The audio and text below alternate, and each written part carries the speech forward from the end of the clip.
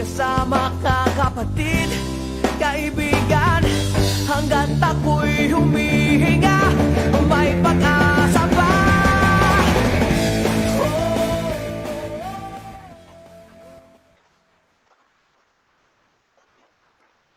Okay, magandang araw Pilipinas. Good day world. Welcome sa EFI Jeepney Station sa programang Kasama Ka Kaibigan. Ang programa po ng Sundalo May K para sa bayan. Ito rin po ang programa na nagbibigay informasyon sa 14 na batayang sektor na nakapaloob sa National Anti-Poverty Commission, ang NAPSI. Ang NAPSI po yung programa nating Pangulong Rodrigo Roa Duterte upang itaas ang antas ng pamumuhay ng ating mga mamamayan. Ito po inyong kaibigan, ang bulagcaster ng bayan, Romualdo Constantino sa Pascual po. Kasama natin ang ating po naman Technical Director Adrian de los Reyes at ating Technical Assistant si Abby Garcia San Pascual. Welcome po! Tayo'y maglalakbay na naman ngayong araw na ito. Patungo po sa magandang kinabukasan. At meron tayong 2 pasahero. Kasama na po natin ngayon. Ating muna ipakilala, siyempre, yung kabataan muna. Welcome po si Mr. Jos Cirilo ng Children Sector National Anti-Poverty Commission. Magandang araw. Magandang araw po, Sir Romualdo.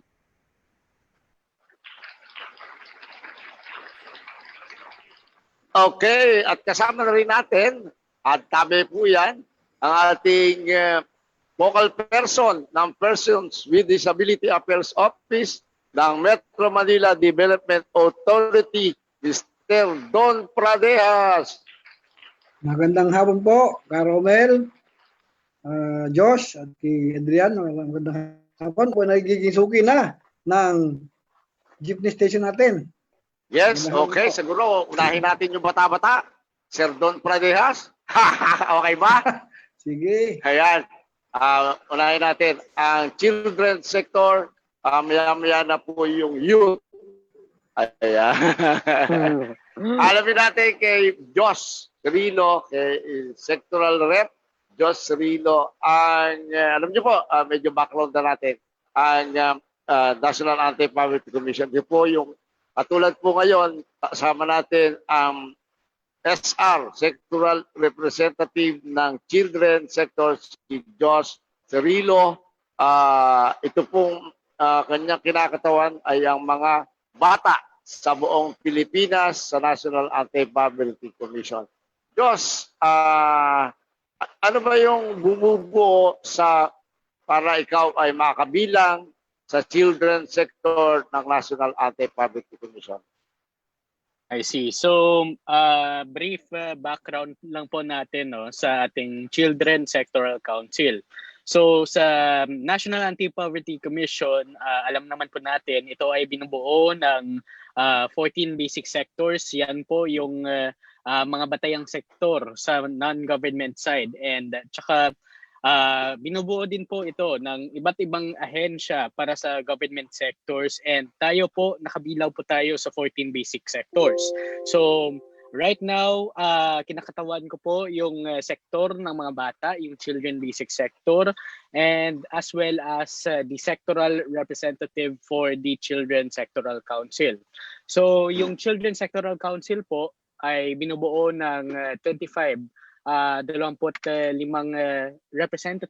representatives sa buong bansa po, and ako po ay yung child representative para sa Region 6 sa Western Visayas. So yung home base ko po ay sa Iloilo, and as sectoral representative, ako po ay na-elect bilang sectoral representative nominee para sa Visayas noong 2015, and noong 2015 meron po tayong 3 sectoral representative nominees, isa sa Luzon, isa sa Visayas at isa sa Mindanao.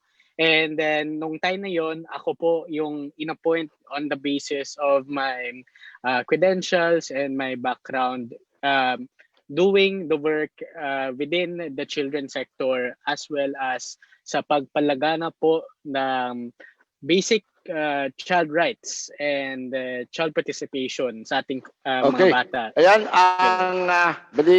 ang nag-appoint sa'yo after nomination ng 3 sa children's sector ay ang ating incumbent president. Yan yung nakalagay sa NAPSI law, no?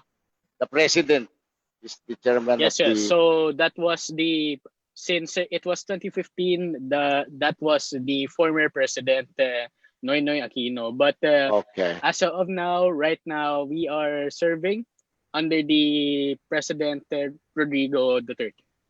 Okay. After our election noon sa General Sectoral Assembly, ay nagpulong-pulong at nagkaroon nga ng nomination para sa 3 nominees ng bawat sektor. So, nagkaroon din tayo ng pagpupulong para doon sa... Kaya nakikitayo ako, Diyos, kasi council member din ako ng persons with disability na Yes. Representing the blind, no? So, tayo ay mayroong mga sectoral agenda. Priority sectoral agenda. Ano ito? Isa-isa natin para nalaman ng ating Sige. Himay-himayan natin. So, kami sa children sector, meron po kaming 4 na priority sectoral agenda. So, focusing on the areas of child abuse, child labor, early pregnancy, at saka child participation. So, under sa child abuse, we aim to improve the access to anti-child abuse policies and programs. And yung priority agenda po namin under the area of child abuse is mapasa sana po yung tinatawag po natin na positive discipline bill o yung anti-corporal punishment bill. Because alam naman po natin in the current status quo, meron pa tayong mga cases na mga parents o yung mga guardians o yung mga nakakatanda ay lantarang inaabuso po yung mga bata po nila in terms of physical, mental, psychological, and other kinds of or types of punishment para ma-instill yung disiplina daw sa kanilang mga bata. So we all know that right now, yung ganyang klaseng type of discipline is not only counterintuitive but it's also counterproductive para sa physical, mental, and psychological well-being ng ating mga bata. Kasi alam naman po natin, yung mga bata po natin, yung kanilang mental minds po ay hindi pa po gaanong mature sa ganitong mga kalagayan and will cause them further deterioration of their physical, mental, and psychological well-being sa paglaki nila. Next is for child labor. So yung agenda po namin sa child labor is to make the National Anti-Poverty Commission Children's Sectoral Council a member sa ating National Council Against Child Labor. Kasi not only that, but also trying to spearhead programs and partner programs with TESDA and DOLE in pushing for child labor laws to be strictly implemented nationwide and to make child labor as an indicator for the awarding ng ating seal of good local governance as well as child-friendly local government and also for the child-friendly local governance audit. Next is for our early pregnancy agenda. So under po yan, we tried to partner ourselves with the Department of Health in making age-appropriate IEC materials and IEC materials for reproductive health and adolescent reproductive and sexual health.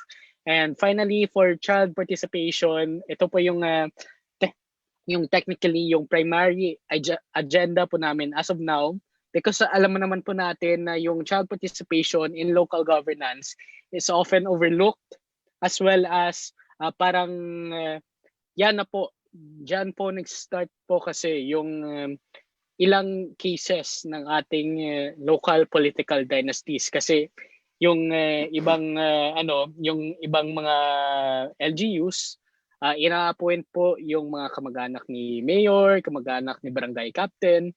So under sa agenda na yan, parang monitoring and evaluation ng mga child participation frameworks in our local governance, such as the Barangay Council for the Protection of Children, local councils for the protection of children, and so on and so forth. That's in partnership with DILG and Council for the Welfare of Children.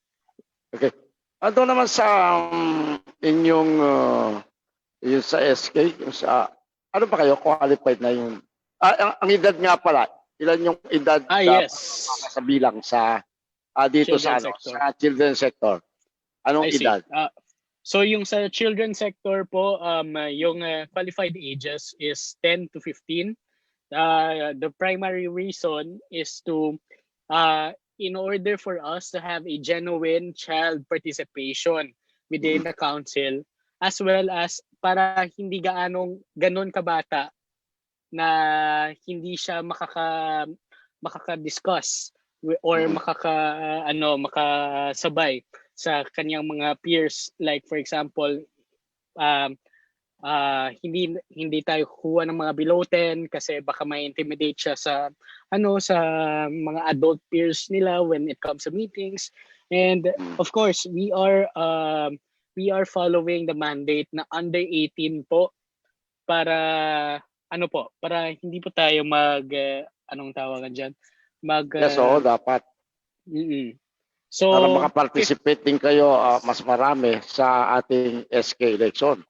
Diba? Yes. And 15 siya, supposedly, and ideally, so that, for example, 3 years lang kasi yung term natin sa NAPSI po eh. So, para pagka-18, they have the chance to either go into SK or to run in the different sectors, such as, the youth and student sector, and cooperatives, o depende kung saan yung sector na gusto nilang mag-run as council members. So, bali 10 to 15, inaangat nyo ng 10 to 17. 10 Right to 18. now, we're 10 to 15 lang po. Kasi, hindi ka, meron bang sinusulong para maging 10 to 18 to? Ganun? Wala. Kasi yung problema, like for example, nagka-problema po kami ngayon kasi most of our council members right now, including me, is already above 18 na po. Kasi, di ba? Yes, oo. Yes po. So, 2015 pa po tayo nagka-appoint. 2015 po tayo na-elect. And right now, since 5 years na po tayo, kasi na-hold over pa tayo within NAPSI, so medyo nagka-problema po tayo within local special bodies, and some nagka-problema din po sa kanilang organizations kasi above 18 na po sila. So hindi na sila consider as child representatives. So right now, we're trying to have a contingency plan na in case na magkaroon ng mga holdovers like pareho po sa nangyari po sa atin, we can help fill in the gaps, and we can help the senior members. Senior members talaga. We can help the older members ng ating council na para maging mentor figure para sa mga batang members ng council, para at least they can still serve their purpose kahit na, for example, nag-breach na sila sa age gap po natin, sa age limit po natin. Okay, napaganda niyan, naipaliwanag na. So, siyempre, tutunguhan natin. Alam mo naman ngayon yung tungkol sa edukasyon. Ano sa tingin mo ang magiging problema ng ating children sector? Ito, so alam mo naman po natin na yung panukalang po ngayon ay magsisimula po daw yung klase sa August 24 po, di ba? Yan ang mandato ng batas eh. Yes, yun yung sabi ni Secretary Briones. While we in the council, we vehemently or strongly oppose sa kaniyang panukala. And also the CWC has the moreover the same stand as the council, kasi alam naman po natin na kahit na anong claim dyan ni Secretary Briones na ready na daw yung DepEd, ready na daw yung teachers, yung mga students daw yung nagpo-push na magsisimula ulit yung klase, but we all know that we are not ready for the start or the resumption of classes. Kasi alam naman po natin, if we're going to push for blended learning, for remote learning, kailangan natin ng maigi na preparasyon, not only sa ating mga modules, but also sa ating buong curriculum, sa rollout ng mga modules, printed modules, online modules, o kahit anong modules na yan, kailangan ng maraming preparation and trainings, especially sa teachers as well as sa students. Not to mention na medyo may pagka-privileged or nakaangkla sa isang privileged point of view yung kanilang panukala nila. Kasi alam naman po natin na even though we are connected to the internet as a country, not everyone has the resources, not everyone has the gadgets, not everyone has the load to connect themselves to the internet. Not to mention na yung ibang mga estudyante andun sa liblib na lugar, wala po silang signal para sa internet. Hindi lang po sa students yung problema actually, but also we're seeing teachers. it. Yes, sa teachers. It's because the DepEd mismo hindi sila nagsa-subsidize ng pera ng resources o materials para sa mga printed modules ng ating mga teachers. Resorting for some teachers na mag-crowdfunding sa internet para sa kanilang mga papers, sa mga materials na kailangan nilang isesend sa kanilang mga students. And not to mention, wala pa pong hazard pay, wala pa pong compensation in case na mahawa yung mga teachers natin o mga students natin from the DepEd. So wala silang insurance. Kumbaga, kung ma-infect sila ng ating COVID-19 na sakit sa ngayon. So anong stand? Yes po. Ano stand ng children's sector doon sa dapat ba tuloy na ng 24 or extend? Kami sa children basic sector po, we stand with the academic freeze. But we know hindi po ito long-term solution. Academic freeze until we're fully prepared, until we're really safe to resume the classes either on a face-to-face basis or in a blended learning basis. So ensure the proper preparation of all stakeholders involved before resuming or before deciding to resume the classes. Okay. Siyempre, katulad namin din sa persons with disability sector at iba't ibang sector, lalo na yung alam mo naman, pag basic sector, disadvantage, sabi ka, di ba? So, Yes, yung yes. ano yung naging epekto ng ating nung sakit na ito sa ating children's sector, katulad halimbawa yung siyempre yung iba nagkaroon ng parang nabigla, nalungkot, mga ganyan. Tapos Yes. ang mga magulang nawalan ng trabaho. Sa health nito, may naging kung may nakarating sa inyo mga problema na pinabot sa inyo ng ating yung sektor ng children. Ay, grabe po. So basically medyo makikita po namin yung epekto ng pandemya sa mga bata, especially sa mga high school students po natin.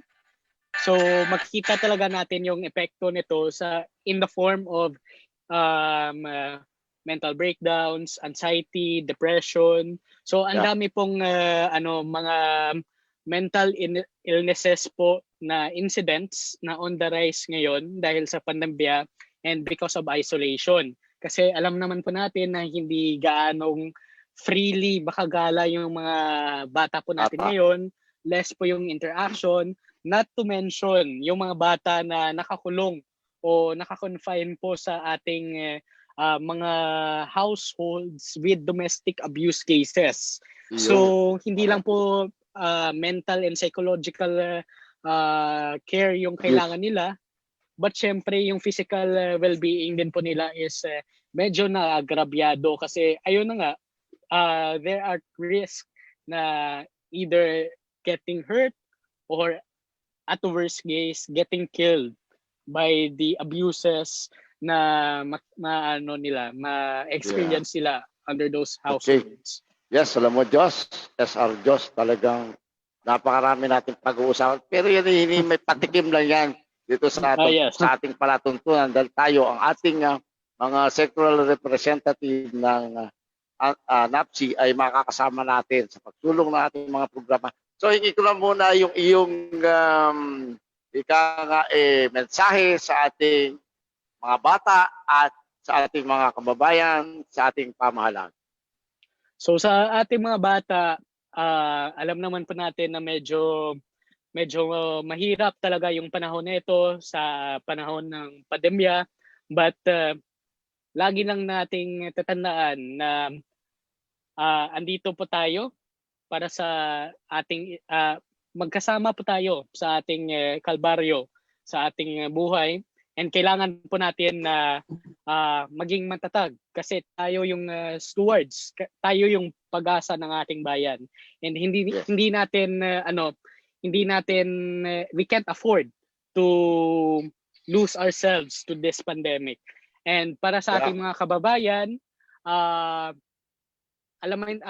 dapat nating tandaan na yung mga bata po natin, may mga idea po sila na pwedeng i-implement. May mga ideas po sila na hindi po natin sila dapat i-ignore kasi sila man mismo ay parte ng ating lipunan. At sa gobyerno, alam naman po natin na i-ensure lang po natin yung ating mandato sa UNCRC, Conventions on the Rights of the Child, and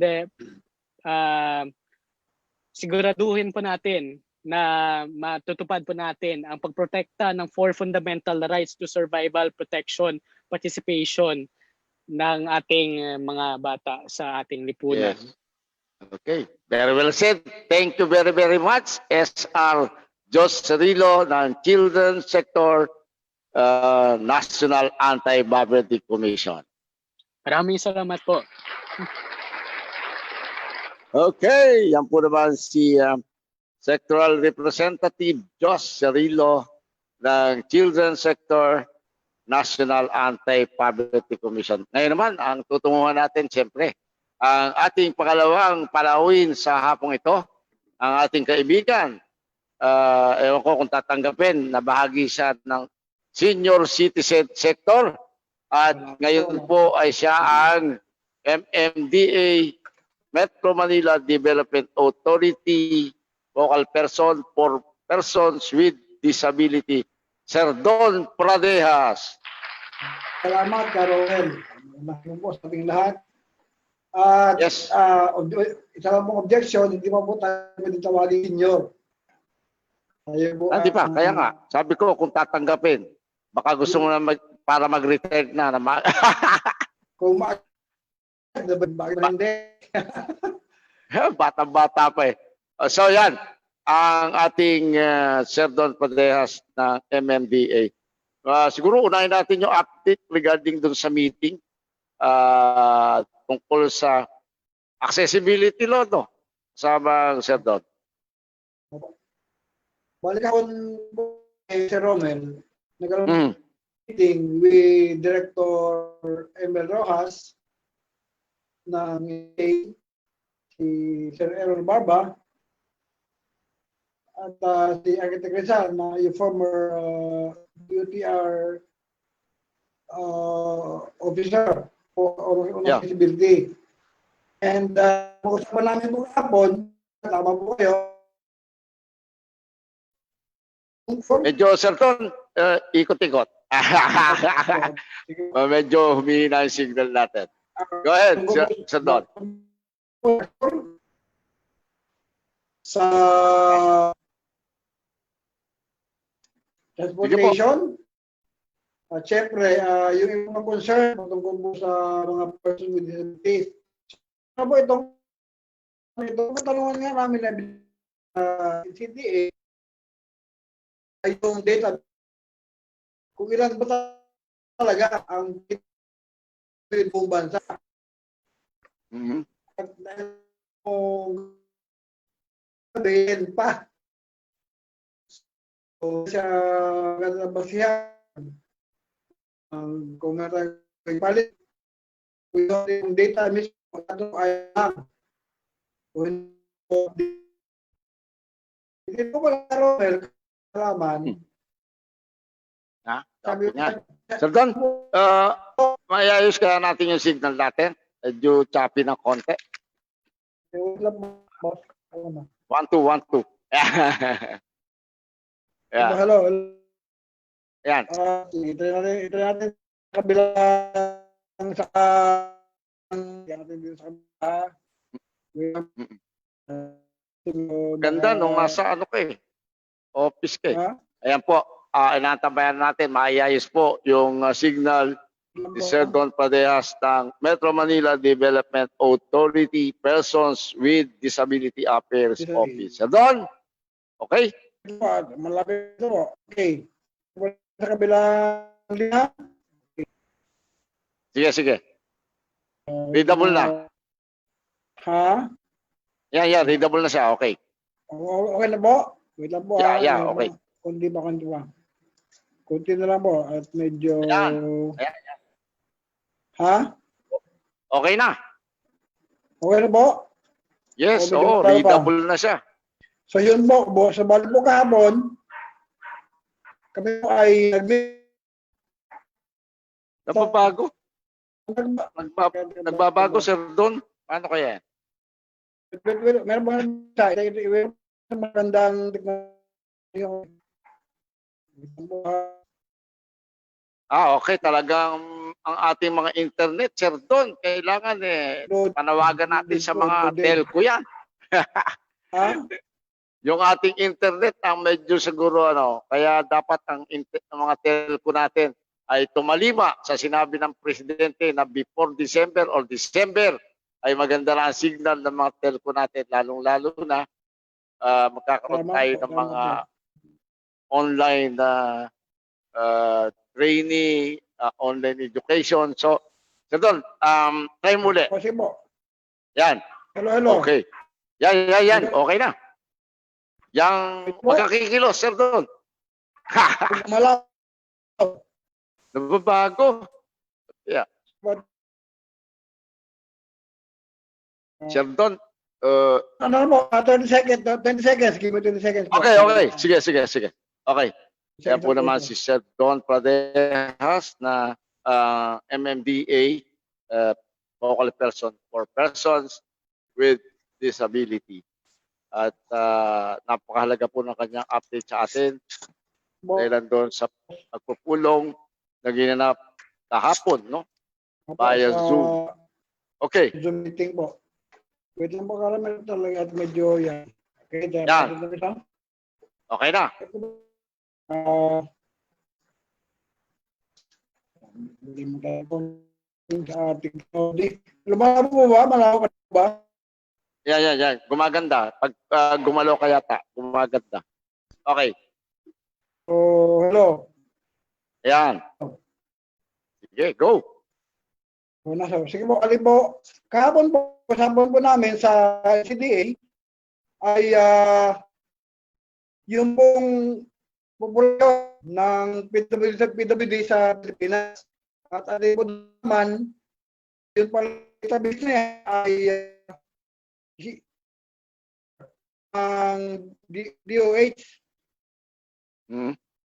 So, ang problema po, sa tanong po, saan galing yung kinukuha ng DOH? At yun pala, galing sa mga local government unit. Okay. Ngayon, ang problema natin, bakit yung ating datos ay 2010 pa? 2030 pa yata. 2010 pa po. Napakatagal na. So, yun pala, sapagkat yung ating connection ay hindi po pumapasok yung pa-upload ng mga datos dito. Mm-mm. Kabuntang Beach. So, nung tinanong po natin, bakit po hindi mapasok? May dapat sa technology. So, mga ko po sa atin, ito po ayusin at isa-isin po niya yung mga LGUs para malaman kung saan LGU ang hindi po ng DAS. Pangalawa po, pinag-usapan po na yun,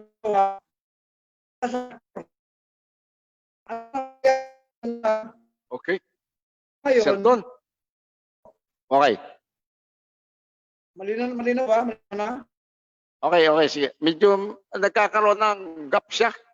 Sige, tingnan natin. One more time. Sige po. Okay.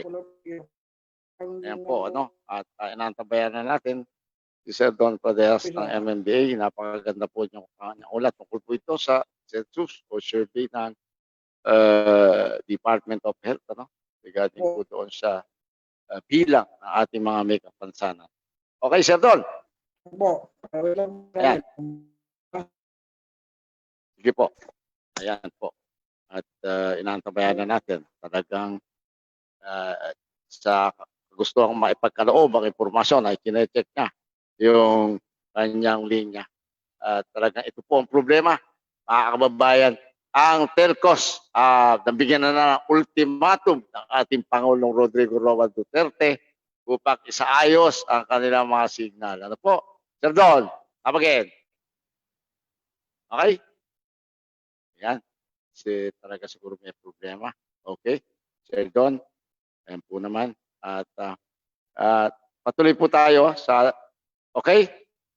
Patuloy po tayo sa ating palatuntunang kasama kaibigan dito po sa ating timpilan ang EFI Jeepney Station. No po, magandang araw sa ating chairman ng EFI Jeepney Station, ng EFI Chairman Elmer Francisco. At sa lahat po ng mga tagapakinig natin, dinabati rin po natin Miss Miriam Cruz Kalinga dyan sa bayan ng San Mateo, lahat ng kabats ko sa Class 69 San Mateo Elementary School. Magandang araw sa inyong lahat.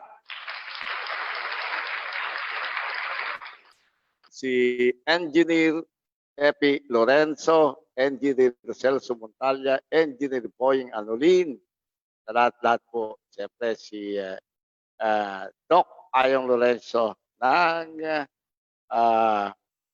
EDL Group of Companies.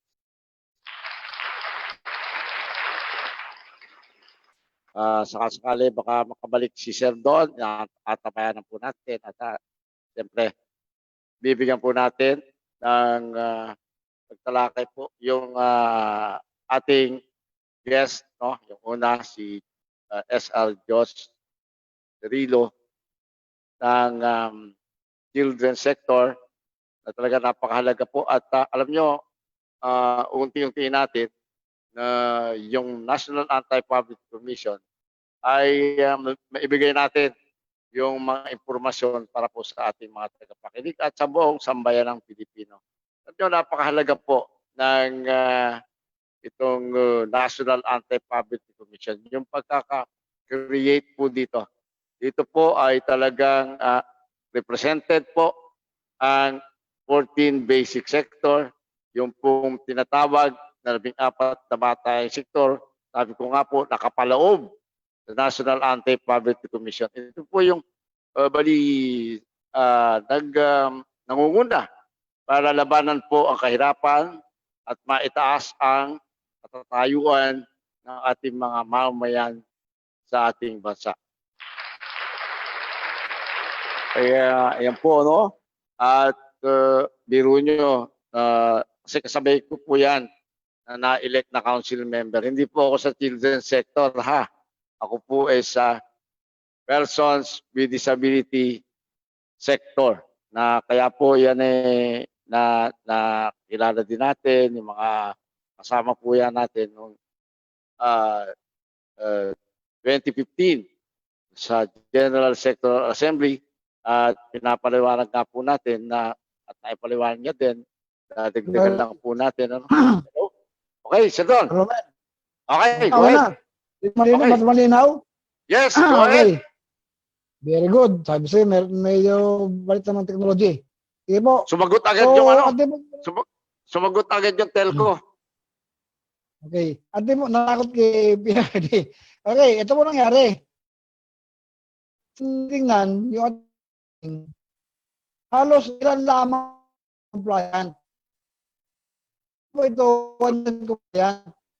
Wala pa po ito mga rampa. So, ang sabi namin, ganon.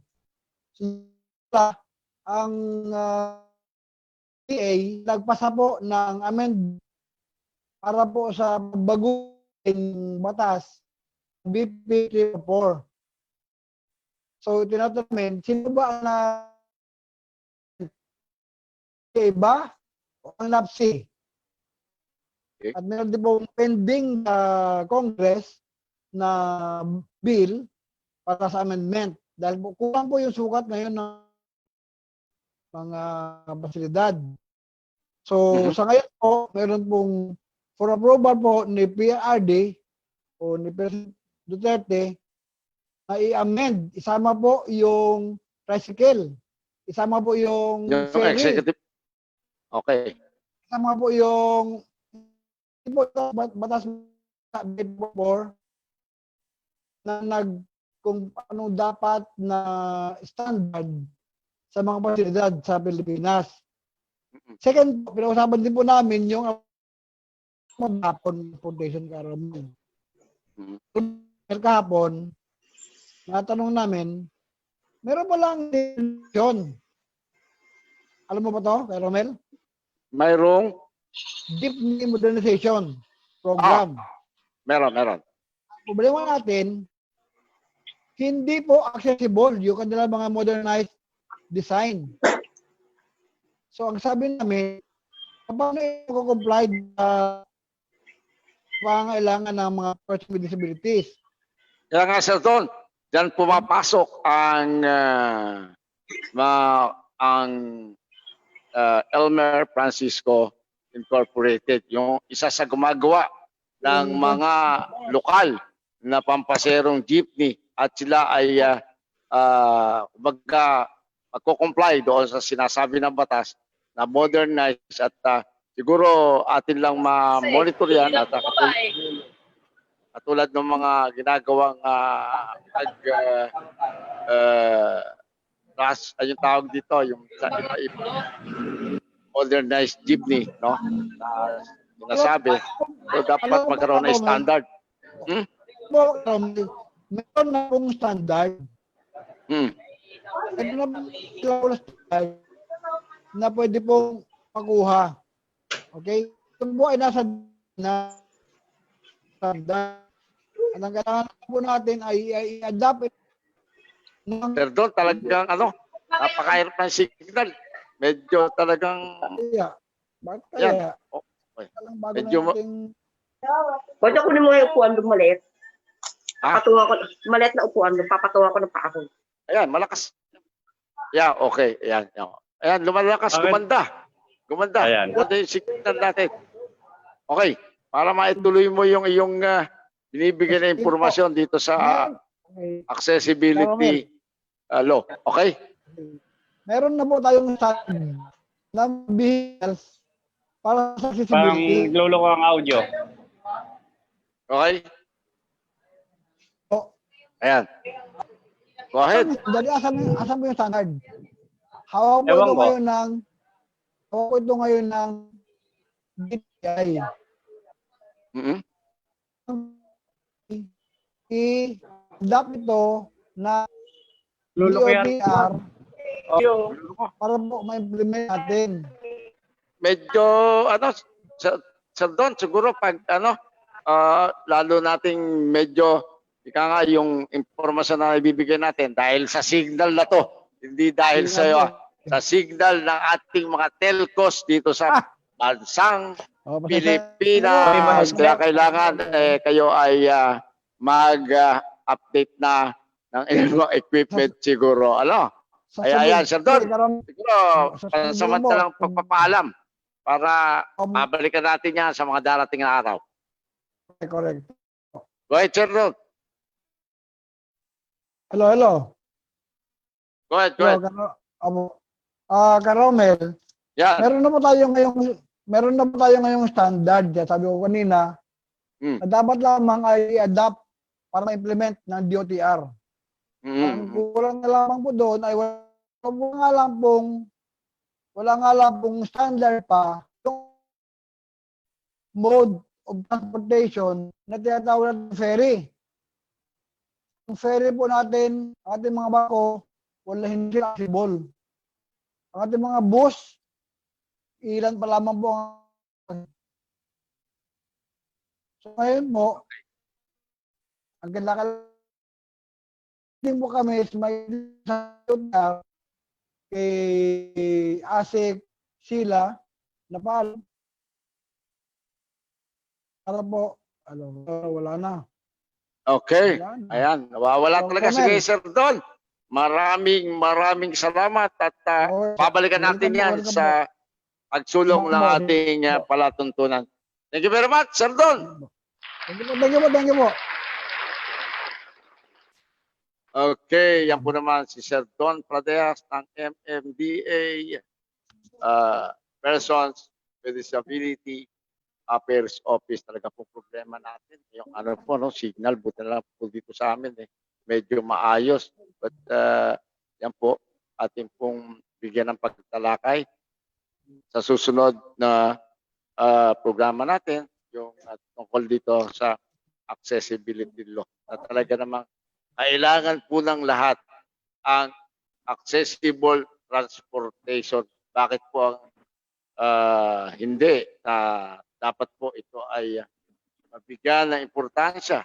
At tulad po, hindi lang sa mga naka-wheelchair po ang accessibility. Lalo sa sasakyan, sa iba't ibang mga buildings, sa kalsada, pati po yung ating mga senior citizens, yung ating mga kababaihan, na buntis, yung ating mga bata na nag-aaral. Di ba nyo napapansin? Karami pong daladala niyan na yung pong may gulong na bag ang daladala. Kung yan po ay bubuhatin pa nila para sumakay sa sasakyan, lalo na yung mga public utility vehicle, ano po, mabigat. Kaya po yan pagtulungan po natin, hindi lang po para sa may kapansanan, ang benepisyo ng accessible transportation at yung full implementation po sa lahat ng bagay ang batas pambansa 344 accessibility law ay sigurado pong kapaki-pakinabang mga kababayan. Kaya yan po ang ating panawagan at ina-advocates po yan ng ating mga kasamahan sa sektor ng may kapansanan at nagkaroon nga kahapon ng pagpupulong dito po sa National Council on Disability Affairs. Nakahapon din ay naging panauhin natin si Executive Director Emer Rojas. Ano po? Kaya alam nyo, yung mga usapin ng bawat sektor ay napakahalaga para po maging kapaki-pakinabang na bahagi po ng ating lipunan. Ang lahat ng sektor na bumubuo po sa pamayanan ay makita po natin yung mga pangangailangan at yan naman po ay tinutugon mismo ng ating Pangulong Rodrigo Roa Duterte ng po ng kanyang mga gabinete para po ang implementasyon ay maistupad sa iba't ibang bahagi po ng kapuluan. At alam niyo po ba yung tinatawag na Certificate of Good Governance, lalo doon sa mga mayors, no, local government units, yung mga mayors, governors, meron pong tinatawag po na good governance yung certificate para may award po yata yan, no? Na kasbekas pa. Tapos siyempre makikilala yung lugar nyo at pati yung mismong local executives, no? Na yung kanyang ginagawa ay umaayon po sa mga mandato ng batas na nararapat lang po kasi po ang batas. Kaya nga po ang National Anti-Poverty Commission basic sector ay puspusan po ang mga pagpupulong kahit po may COVID-19, kumikilos sila ang iba't ibang sektor para po yung mga nasa batas na dapat matupad, lalong-lalo na po ang implementasyon niya po kasi dyan sa local government units. Kaya po yun yung napakahalaga. Dapat po ang mga local executives natin ay tumalima doon sa batas na sinasabi. Hindi lang po yung RA, yung batas pambansa 344, hindi lang po yung batas po ng PIDAW, hindi lang po yung batas para po sa yung participation in governance, ano man pa pong mga executive order yan, ang nagpapatupad po niyan ay ang ating mga local government executives. Ano po? Kaya nasa inyo po ang ika nga po ikapagtatagumpay ng mithiin po ng Pangulong Rodrigo Roa Duterte na iangat ang atas ng pamumuhay. Paano po? Kung halimbawa, ako, totally blind na, naputol pa ang paa, tapos may trabaho ko, wala pong COVID-19, tayo po ay nagpupunta sa impilan, but dahil nga po sa COVID-19, kung yan man po ay matapos na, no, sa lalong madaling panahon, ang yung pandaigdigang krisis sa kalusugan ay dapat po ay makita ng ating mga local executive na sila po yung sa implementasyon. Po, katulad yung RA 10070, ang tagal na po yan. No? Ito pong yung RA 10070 para sa establishment po ng Persons with Disability Affairs Office. Maganda nga po yung katulad yung sa senior citizen, meron na po silang senior citizen commission. Yung iba't ibang sektor. Pero kailangan po talaga yung batas ang ating pong implement at andyan po yan ang implementasyon sa local government units po, no? Ang executives, mga mayors, governors, no? At ang Pangulo natin ay talaga namang tumatalima. Alam nyo, katulad nga yung update na hindi natuloy ni Sir Don Padres ng MMDA ay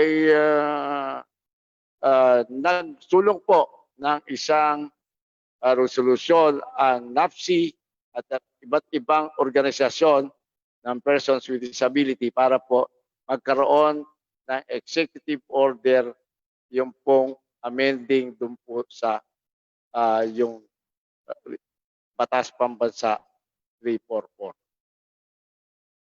Kaya po, nako, talaga naman ang oras madali pong hindi po nauubos at tatapos sa araw na ito ang ating palatuntunan. Kaya po yan, with that, sa patuloy po nating palatuntunan sa araw-araw, Monday to Saturday, 2 to 3, tayo po ay magtatalakayan, magkukwentuhan, CFI Jeepney Station ng mga bagay na maganda at mabibigay na kapakipakinabang na impormasyon sa buong lipunan.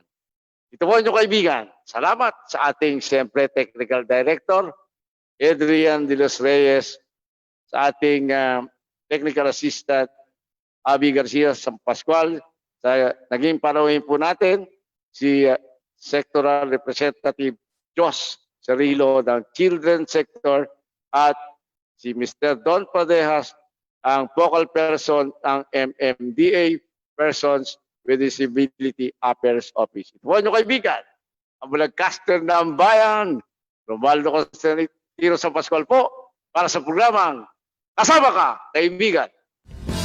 May kasama ka kapatid, kaibigan, hanggat ako'y humihinga, may pag-asa